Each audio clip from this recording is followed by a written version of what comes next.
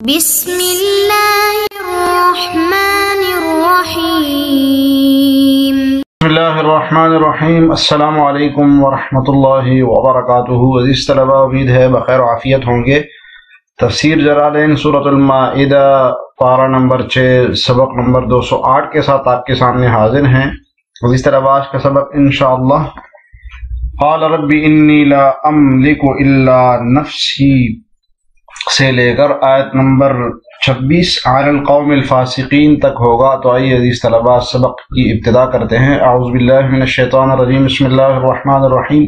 قال رب انی لا املک الا نفسی واخی فافرق بیننا وبین القوم الفاسقین۔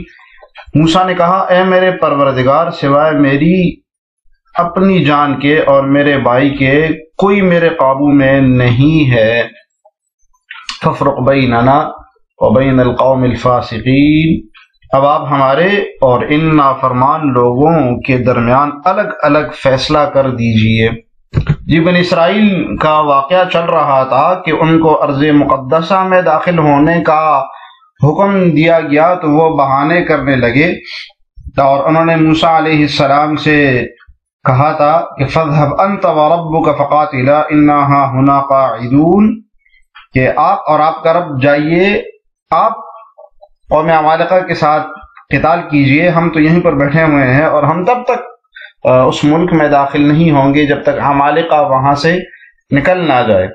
تو جب بنی اسرائیل اللہ تعالیٰ اور اس کے رسول کے حکم کی خلاف ورزی سے باز نہ آئے اور موسیٰ علیہ السلام کی بات انہوں نے نہیں مانی اور ارض مقدسہ میں داخل ہونے پر آمادہ نہ ہوئے، تو پھر حضرت موسیٰ علیہ السلام نے اللہ تعالیٰ کے سامنے ان سے بیزاری کا اظہار کیا اور کہا کہ اے میرے رب، میں تو صرف اپنی جان اور اپنے بھائی ان کا اختیار ہے، مجھے اپنے بھائی پر مجھے اختیار ہے، ان نافرمانوں پر تو میرا بس نہیں چل رہا، ان کو تیری فرما برداری پر کہ میں مجبور کر سکوں۔ تو میرے درمیان اور میری اس قوم کے درمیان جو کہ فاسق ہے، بدکار لوگ ہیں، کو فیصلہ کر دیجیے۔ تو موسیٰ علیہ السلام نے بیزاری کے طور پر اللہ تعالیٰ سے دعا کی، التجا کی۔ جی تفسیر دیکھیے، قال موسیٰ حین اذن، موسیٰ علیہ السلام نے اس وقت کہا، کس وقت کہا؟ جب قوم نے کہا کہ آپ اور آپ کا رب جائیے، ان کے ساتھ قتال کیجیے، ہم تو یہیں پر بیٹھے ہیں۔ رب انی لا املک الا نفسی واخی، کہ اے میرے رب، میں تو مالک نہیں ہوں مگر صرف اپنے نفس کا، والا اخی، اور صرف اپنے بھائی کا۔ اللہ کہہ کے اشارہ کر دیا کہ اخی بھی منصوب ہے اور اس کا عطف نفسی کے اوپر ہے، یعنی استثناء جو موسیٰ علیہ السلام نے اپنا استثناء کیا اور اپنے بھائی کا استثناء کیا، اور لکھا ہے کہ اس زمن میں وہ رجلان جو دو رجل تھے، یوشع اور کالب، وہ بھی اس میں شامل ہو گئے۔ ولا املک غیرہا، اور میں تو کسی اور ان دونوں کے علاوہ کسی اور پر میرا اختیار نہیں ہے۔ کیا فاجبرہم علی الطاعۃ، کہ ان کو میں آپ کی اطاعت پر مجبور کر سکوں۔ فاجبرہم بھی پڑھا جاتا ہے اور فاجبرہم بھی پڑھا جاتا ہے۔ فاجبرہم جب پڑھیں گے تو لا املک کا جواب بنے گا کہ میرے اختیار نہیں ہے کہ میں مجبور کر سکوں، اور فاجبرہم الگ سے جملہ بنے گا۔ فافرق، ففصل، فیصلہ کیجئے ہمارے درمیان، بیننا وبین القوم الفاسقین، فاسق قوم کے درمیان۔ قال فإنها محرمۃ علیہم 40 سنۃ، اللہ نے کہا اچھا تو وہ سرزمین ان پر 40 سال تک حرام کر دی گئی ہے۔ یتیہون فی الارض، وہ اس دوران زمین میں بھٹکتے پھریں گے۔ فلا تأس علی القوم الفاسقین، تو اے موسیٰ اب تم بھی ان نافرمان لوگوں پر ترس مت کھانا۔ جی تفسیر دیکھیے، قال تعالی لہ، جی قائل کا بیان، یہ قال کے قائل کون ہے؟ اللہ تعالیٰ، کہ اللہ تعالیٰ نے موسیٰ علیہ السلام سے کہا فإنها ای الارض المقدسۃ، یہ مقدس سرزمین ہے، حاضر کا مرجع بتا رہے ہیں، محرمۃ علیہم، ان کے اوپر حرام ہے، ان یدخلوها، کیا چیز حرام ہے ان کے اوپر؟ اس کا داخل ہونا ان کا اس سرزمین میں، ارض مقدسہ میں، یہ حرام ہے۔ 40 سنۃ، 40 سال تک۔ 40 سنۃ کے عامل میں دو رائے ہیں، ایک یہ کہ اس کا عامل محرمتن ہے کہ حرام ہے ان کے اوپر 40 سال تک، تو اس صورت میں مطلب یہ ہوگا کہ وہ ارض مقدسہ 40 سال تک حرام ہے ان کے اوپر، یعنی کہ یہ تحریم موقت ہوگی، 40 سال تک توقید ہوگی اس کی۔ اور بعض حضرات نے کہا کہ 40 کا تعلق یتیہون کے ساتھ ہی، یتیہون اس کا عامل ہے کہ وہ بھٹکیں گے 40 سال تک اس سرزمین میں، یعنی وادی تیہ میں۔ اس صورت میں تحریم تعبید کے لیے ہوگی، ہمیشگی کے لیے ہوگی تعبید، کہ وہ اس میں بھٹکیں گے 40 سال تک، یعنی کہ کبھی بھی ارض مقدسہ میں داخل نہیں ہو سکتے۔ اور ایسا ہی ہوا، روایات میں آتا ہے کہ جس کسی نے بھی کہا تھا کہ انا لن ندخلھا، کہ ہم داخل نہیں ہوں گے اس میں جب تک قوم عمالقہ وہاں سے ارض مقدسہ سے نکل نہ جائے، ان میں سے کوئی بھی زندہ نہیں نکل سکا وادی تیہ سے، اور وہیں پر مر گئے وہ، جس نے بھی یہ کہا تھا، جس نے نہیں کہا تھا وہ بعد میں پھر داخل ہو گئے۔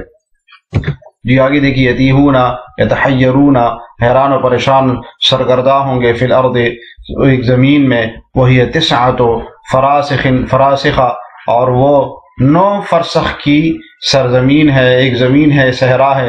قال ابن عباس رضی اللہ عنہما، حوالہ دے رہے ہیں کہ عبداللہ ابن عباس رضی اللہ عنہما کا قول یہ ہے کہ وہ 9 فرسخ کی سرزمین ہے، صحرا ہے، یعنی 9 فرسخ اس کا مطلب یہ کہ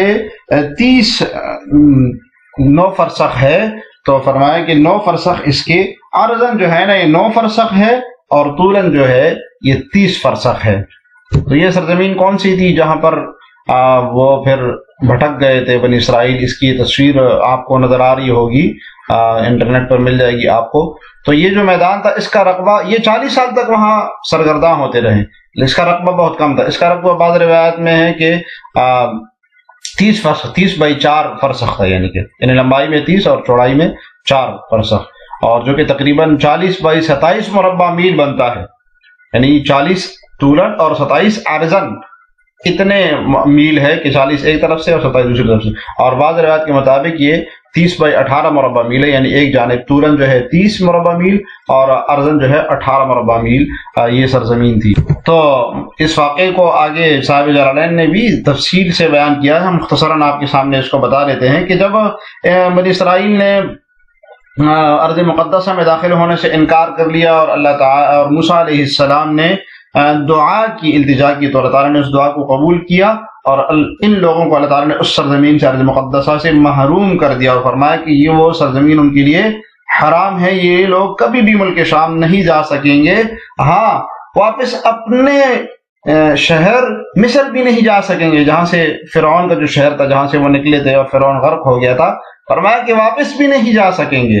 اور یہ وادی تیہ جو ہے، اسی میں 40 سال تک یہ بھٹکے رہیں گے، اور ایسا ہی ہوا کہ 40 سال تک وہاں بھٹکے رہے، اور کوئی بھی وہاں 40 سال سے پہلے وہاں نکل نہیں سکا، نہ مصر واپس جا سکا اور نہ ارض مقدسہ تک پہنچ سکا۔ تو صاحب جلالین نے آگے لکھا بھی ہوتا یہ تھا کہ سارا دن یہ سفر کرتے، جب شام کو واپس جاتے تو گھوم پھر کر اسی جگہ میں آ جاتے۔ حالانکہ ہم نے دیکھ لیا کہ یہ 18/30 کی مربع میل کی جگہ تھی، کیونکہ اتنی لمبی جگہ نہیں ہے۔ تو جب ان کو 40 سال وہاں گزر گئے اور ان کی سزا کی میعاد مقرر ہو گئی، جو کہ اللہ تعالیٰ نے مقرر فرمائی تھی، اور یہ وہی جگہ ہے جہاں پر من و سلویٰ ان کے لیے اتارا گیا، من و سلویٰ۔ تو من و سلویٰ سے بھی ان کا دل بھر گیا، پھر انہوں نے موسیٰ علیہ السلام سے التجا کی کہ سبزیاں اور ترکاریاں وغیرہ دے دیں۔ موسیٰ علیہ السلام کو حکم ہوا کہ یہ تو عام چیزیں ہیں، تو شہروں میں ملے گی، لہٰذا تم اپنے مطلوبہ اشیاء حاصل کرنے کے لیے کسی بستی میں چلے جاؤ، اور پھر یہ وہی چلے گئے، تو جس کا ذکر سورہ بقرہ میں گزرا بھی ہے، اہبطوا مصرا فإن لكم ما سألتم۔ اور وہیں پر موسیٰ علیہ السلام نے حطۃ کہہ کے کہ بھائی آپ نے حطۃ کہنا ہے، اور اس کو بھی انہوں نے بدل دیا تھا۔ تو بستی پہنچ کر موسیٰ علیہ السلام نے اللہ تعالیٰ کو حکم سنایا کہ جس بستی کا تم نے قصد کیا تھا یہ وہی بستی ہے، اور اس وقت تم حطۃ کہہ کے یعنی اپنی گناہ جو تم نے کیا تھا اس کا توبہ کرتے ہوئے داخل ہو جاؤ، لیکن اس کو بھی ان بدبختوں نے بدل دیا۔ تو اس وجہ سے بھی اللہ تعالیٰ نے ان سب بدبختوں کو ان پر عذاب نازل کر دیا، اور ارض مقدسہ میں ان میں سے کوئی بھی داخل نہیں ہو سکا۔ جی آگے تفسیر دیکھیں فلا تحزن، موسیٰ علیہ السلام سے خطاب ہے کہ آپ ان پر افسوس نہ کیجیے، علی القوم الفاسقین، اس فاسق قوم پر۔ روی انہم کانوا یسیرون اللیل جادین، اب صاحب جلالین اس واقعے کی تتمیم کر رہے ہیں بڑی تفصیل کے ساتھ۔ یہ روایت میں آتا ہے کہ وہ رات کو نکلنا شروع کر دیتے تھے جادینہ، جلدی جلدی، بڑی کوشش کر کے رات کو چلے جاتے تھے۔ فَإِذَا أَصْبَحُوا، لیکن جب صبح ہوتی تھی، إِذَا هُمْ فِي الْمَوْضِعِ الَّذِي ابْتَدَأُوا مِنْهُ، تو وہ اس جگہ میں پہنچ جاتے جہاں سے انہوں نے ابتدا کی تھی، اور رات کو سفر کرتے تھے کیونکہ دن میں گرمی کرتی تھی۔ وَيُسِيرُونَ النَّهَارَ كَذَلِكَ حَتَّى انْقَرَضُوا كُلَّهُمْ إِلَّا مَنْ لَمْ يَبْلُغُ الْعِشْرِينَ، اور دن میں بھی پھر ایسے ہی چلتے تھے، حَتَّى انْقَرَضُوا كُلَّهُمْ، یہاں تک کہ سب کے سب وہ مر گئے، إِلَّا مَنْ لَمْ يَبْلُغُ الْعِشْرِينَ، مگر یہ کہ صرف 20 تک ان کی تعداد پہنچ گئی۔ حَتَّى انْقَرَضُوا كُلَّهُمْ، یہاں تک کہ وہ مر جاتے تھے، إِلَّا مَنْ لَمْ يَبْلُغُ الْعِشْرِينَ، مگر یہ کہ جو 20 سال کی عمر تک میں جو تھے وہ رہ گئے، باقی سب کے سب جو ہے وہ مر گئے۔ قیلہ، روایت میں آتا ہے کانو 600 الف، کہ وہ 6 لاکھ تھے، 600,000 کا مطلب ہے وہ 6 لاکھ تھے۔ ومات ہارون و موسیٰ علیہ السلام فی التیہ، اور موسیٰ علیہ السلام اور ہارون علیہ السلام کا بھی وادی تیہ میں ہی انتقال ہوا۔ وکان رحمۃ لہما، اور یہ جگہ وادی تیہ ان کے لیے باعث رحمت ہوئی، وعذابا لأولئک، اور بنی اسرائیلیوں کے لیے عذاب کا باعث ہوئی۔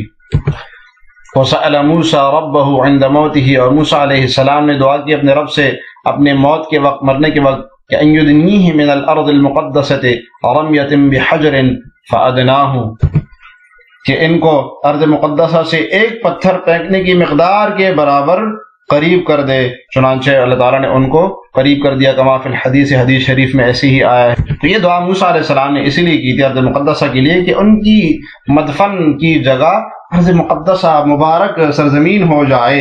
تو یہ انبیاء کا، اولیاء کا، صلحاء کا شیوہ رہا ہے کہ ان کی خواہش ہوتی ہے کہ کسی مبارک جگہ میں مبارک شخصیت کی قریب مدفون ہو جائے۔ وَنُبِّئَ یوشع بعد الاربعین، اور پھر 40 سال بعد یوشع علیہ السلام کو نبوت عطا کی گئی۔ وَأَمَرَ بِقِتَالِ الْجَبَّارِينَ، اور جبارین قوم عمالقہ کے ساتھ قتال کرنے کا حکم دیا انہوں نے۔ فَصَارَ، پس وہ چل گئے، وَأُمِرَ، ان کو حکم ہوا قتال کا، جبارین قوم عمالقہ کے ساتھ آپ جہاد کریں۔ فَصَارَ، تو پس وہ جہاد کے لیے نکل گئے، بِمَنْ بَقِيَ مَعَهُ، ان کو لے کر جو ان کے ساتھ رہ گئے تھے، وَقَاتَلَهُمْ، اور ان کے ساتھ انہوں نے قتال کیا۔ یعنی یہ ان کی اولادی تھی جن کی عمر 20 سال تک پہنچی نہیں تھی، یہ ان کی اولادی تھی، اور ان کے ساتھ لے کر یوشع علیہ السلام نے قتال کیا، لڑائی کی ان کے ساتھ۔ وَكَانَ يوم الجمعہ، اور یہ جمعے کا دن تھا۔ وقفت له الشمس ساعة حتى فرغ عن قتالهم، روایت میں آتا ہے کہ شمس جلالین نے یہ لکھا ہے کہ سورج رک گیا تھا یہاں تک کہ وہ قتال سے فارغ ہو گئے۔ تو ایک گھڑی کے لیے سورج ان کے لیے رک گیا تھا، وقت ان کے لیے اللہ تعالیٰ نے روک دیا تھا کہ وہ قتال کر لیں، قتال سے فارغ ہو جائیں۔ جی، وروى احمد رحمہ اللہ فی مسندہ، اور مسند امام احمد میں آیا ہوا ہے، حدیث ہے کہ ان الشمس لم تحبس علی بشر، کہ کسی بھی انسان کے لیے سورج نے نہیں روکا کسی بھی لمحے کے لیے، الا لیوشع علیہ السلام، سوائے یوشع علیہ السلام کے، لیالیہ، کہ وہ راتوں کو سار الی بیت المقدس، وہ کچھ رات کے لیے یعنی رک گیا تھا جب وہ بیت المقدس سفر کر رہے تھے، یعنی ان راتوں میں سورج ان کے لیے رک گیا تھا جب راتوں میں وہ بیت المقدس کی طرف سفر کر رہے تھے۔ تو مسند احمد کی روایت صاحب جلالین نے یہ بیان کی ہے کہ یوشع علیہ السلام کے علاوہ کسی کے لیے بھی سورج نہیں روکا، لیکن غزوہ خندق کے موقع پر نبی صلی اللہ علیہ وسلم کے لیے روایت میں آتا ہے کہ آپ کے لیے وقت رک گیا تھا، عصر کے وقت کے لیے تک، تاکہ آپ نماز ادا کر سکیں۔ یہ جس طرح آج کے سبق سے متعلق سوال یہ کہ میدانی تیہ، وادی تیہ کا جو رقبہ تھا وہ کتنا تھا، آپ نے سبق میں پڑھا ہے، کمنٹس میں ضرور لکھیے گا۔ اللہ تعالی ہمیں جلالین پڑھنے سمجھنے کی توفیق عطا فرمائے۔ السلام علیکم ورحمۃ اللہ وبرکاتہ۔